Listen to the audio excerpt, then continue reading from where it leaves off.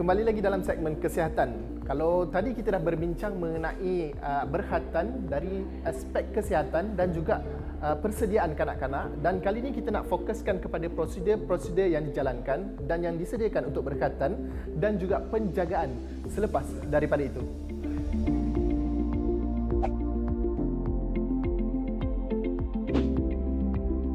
Basically secara umumnya berkatan ni kita bagi pada dua jenis. Satu kaedah di mana kita guna gunting dan kita guna jahit. Itu kaedah yang biasa. Ada satu lagi kaedah di mana kita guna alat device di mana membantu untuk prosedur berkhatan. Jadi kita pergi satu persatu. Untuk gunting dan jahit ini kita ada dua kaedah, sama ada gunting ataupun kita guna dipanggil cautery ataupun laser. Di mana kita potong guna cautery dan kita jahit. Ataupun kita guna diatomy dan kita jahit. Ada satu lagi kaedah di mana kita guna alat dibagi plastic device ataupun alat pakai buang plastik. Di mana kita guna alat tu untuk memudahkan prosedur berkhatan.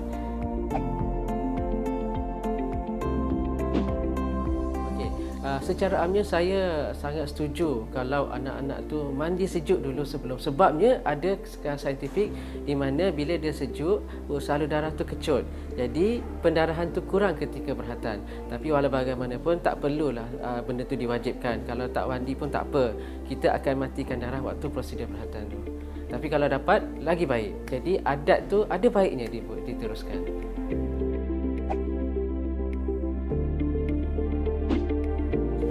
Okey, untuk penjagaan selepas berkhatan, sememangnya ramai orang ibu bapa kata ada tak pantang makan. Sebenarnya dari segi kami, perubatan tak ada pantang makanan. Pantang yang kami sangat-sangat pantang ialah aktiviti selepas berkhatan. Kami galakkan anak-anak tu jangan lasak. Apa maksud lasak? Ialah berlari, melompat, panjat pokok, basikal. Kerana aktiviti tu menyebabkan pendarahan tu boleh berlaku. Okay, yang kedua, kita galakkan sangat mandi dan bersih. Ada setengah mak bapak pendapat lepas sunat jangan basah. Itu salah. Memang lepas sunat kena basuh, kena cuci, kena bersihkan. Malah kita galakkan anak-anak tu lepas berkhatan sekurang paling awal 3 hari selepas berkhatan suruh dia rendam dalam air selama 30 minit setiap hari dan cuci kat kawasan tu supaya bersih. Dan buat benda tu hari-hari. Kalau orang dulu kampung kita duduk tepi pantai, kita suruh mandi pantai. Ada air garam kan menyebabkan benda tu jadi bersih. Jadi memang kita galakkan kebersihan. Yang keempat, kita galakkan makan ubat. Ada ubat yang kita bagi. Biasanya kalau buat dengan doktor akan bagi ubat. Biasanya ubat tahan sakit, ubat bengkak dan mungkin antibiotik. Makan ubat ikut urutan. Dan kalau misalkan ibu bapa kena pantau anak-anak lah, kalau misalkan ada pendarahan, ada bengkak, kena datang ke hospital segera.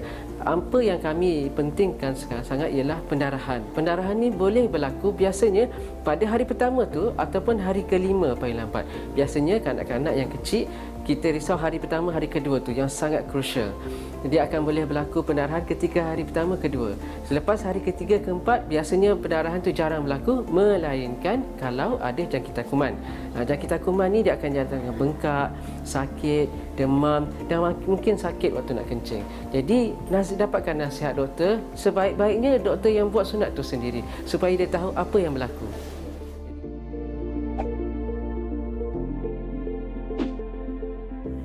Okey, bergantung pada kaedah apa yang kita gunakan. Contohnya kaedah, kalau kita guna kaedah cautery ataupun diatomy, dia akan cepat baik dengan syarat dia cuci selalu. Sebab selepas berkhatan, kawasan kepala zakar tu akan keluarkan lendir warna kuning. Lendir tu kena cuci selalu.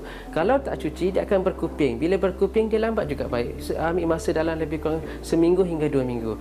Manakala kalau gunakan alat yang kita lekat kat situ, dia tunggu dia jatuh sendiri. So ambil masa dalam seminggu hingga 2 minggu. Pun sama juga kena bersihkan, kena cuci lah. Lebih kurang tempoh dalam seminggu hingga 2 minggu lah tempoh dia.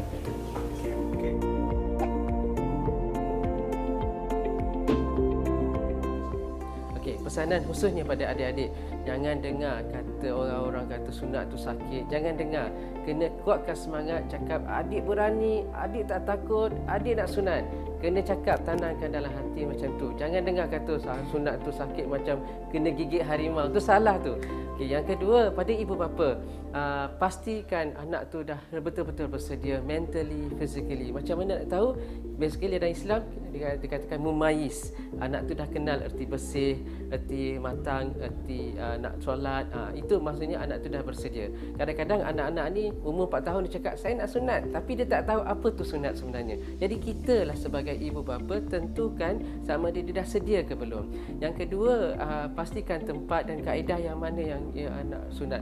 Ada orang main buat saja kat mana-mana tertentu tanpa periksa latar belakang kawasan tu. Jadi saya galakkan periksa dulu latar belakang orang yang nak buat sunat tu. Mudah-mudahan dielakkan komplikasi yang tidak diingini.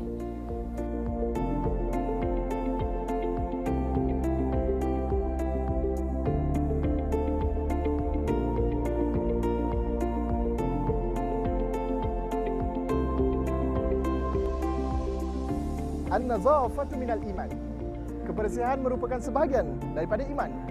Islam memang amat menitik beratkan tentang kebersihan dan dengan berkhatan ini dapat membantu kita menghindari pelbagai penyakit. Sekian sahaja daripada saya untuk segmen kesihatan kali ini. Assalamualaikum.